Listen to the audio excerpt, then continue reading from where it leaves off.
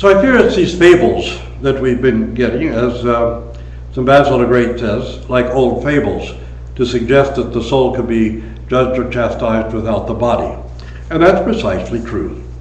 And we are going to look at one or two more things and see, well, I'm going to ask that people go on and read, some of these things for themselves and follow through and do their own research, but I'll give you a few, bit of a bibliography here. Now, St. Mark of Ephesus, in his refutations of the cardinals, his responses to the cardinals, and his 10 refutations of purgatory, says this: "We affirm that neither the righteous have yet received the fullness of their lot, and the blessed condition which they have prepared themselves here through works, nor have sinners after death been led away to any eternal punishment in which they shall be tormented.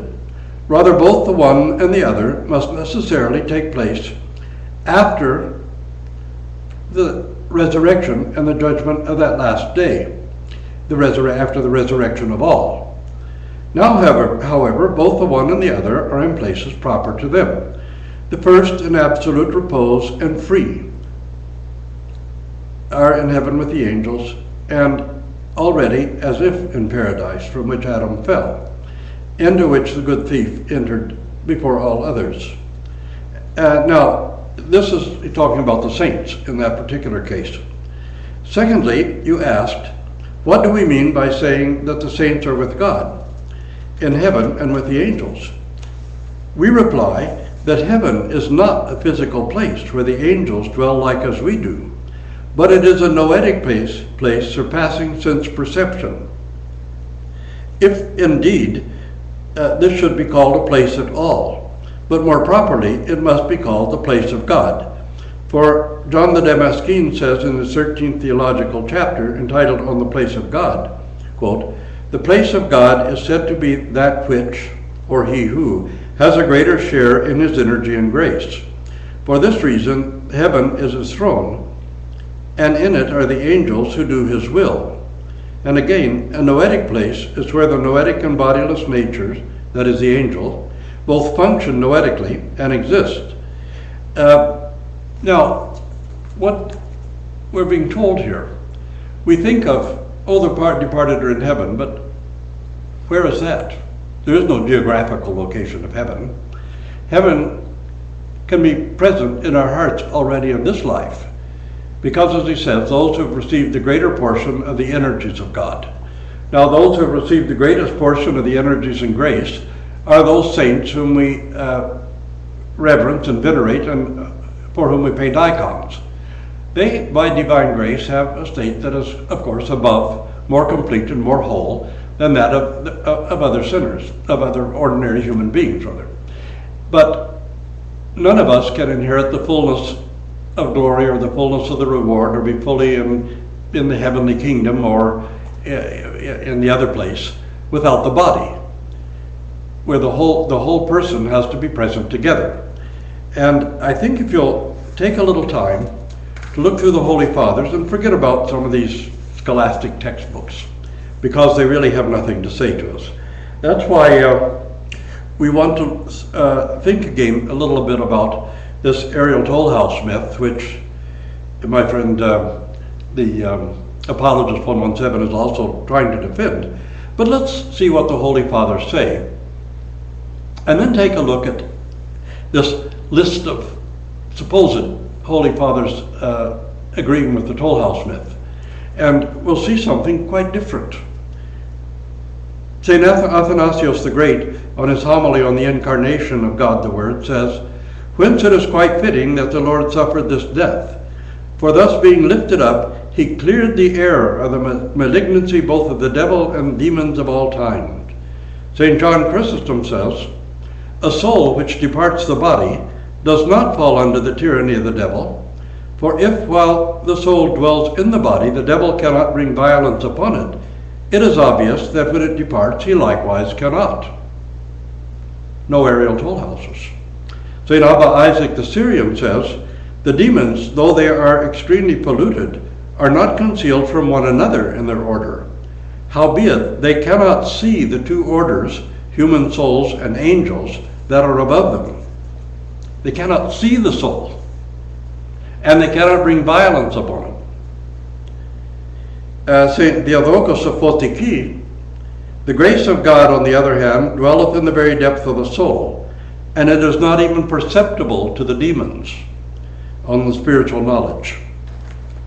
St. John Cassian says, but the demons cannot possibly draw near to those thoughts which are not yet come forth from the innermost recesses of the soul, and the thoughts too which they suggest, whether they are actually or in a kind of way embraced, are discovered by them not from the nature of the soul itself, the inner inclination which lies concealed, so to speak, in the very marrow, but from the motions and signs given by the outward man. Why? Because the soul cannot be seen by the demons, and they cannot draw near to the soul, and they cannot bring violence upon the soul, as St. John Chrysostom has already assured us.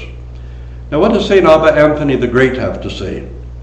We ought not to fear the demons or even Satan himself, for he is a liar and speaks not a word of truth, and with him are placed the demons, his fellows, like serpents and scorpions, to be trodden underfoot by us Christians. And let us not fear his visions, seeing that they themselves are deceptive. Doubtless they appear, but in a moment disappear again, hurting none of the faithful. Wherefore it is unfitting that we should fear them on account of these things, for through the grace of Christ all their practices are in vain. From the beginning, the devil is a manslayer and the father of vice. While we, though this is so, are alive, and spend our lives all the more opposing him, it is plain that the demons are powerless. For place is no hindrance to their plots, nor do they look upon us as friends that they should spare us, nor are they lovers of good that they should attend. But on the contrary, they are evil, and nothing is so much sought after by them as wounding those who love virtue and fear God. But since they have no power to effect anything, they do not but threaten. If they had power, they would permit none of us Christians to live. But since they can do nothing, they inflict the greater wounds upon themselves. For they can fulfill none of their threats. Next, this ought to be considered, that we may be in no fear of them. But the demons, as they have no power, are like actors on a stage, from which they ought rather to be despised as showing their weakness.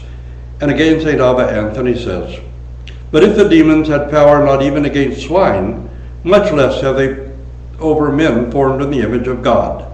So then we ought to fear God only, and despise the demons, and be in no fear of them. St. John the Solitary says, the devil cannot touch the nature of the soul, nor can he draw nigh to it at all to harm it. The devil does not touch or see the soul, but the members of the body only, and by harming one of the members he disturbs the thoughts that are active within us.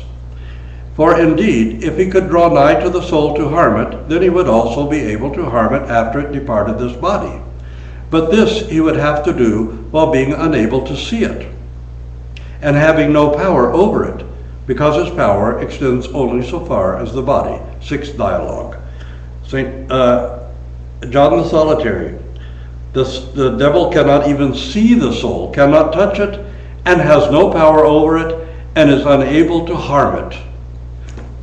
Where are these aerial toll houses? And where are these demons that are supposed to snatch your soul and drag it screaming to a hell that doesn't even exist yet? Where you couldn't possibly be anyway without the body?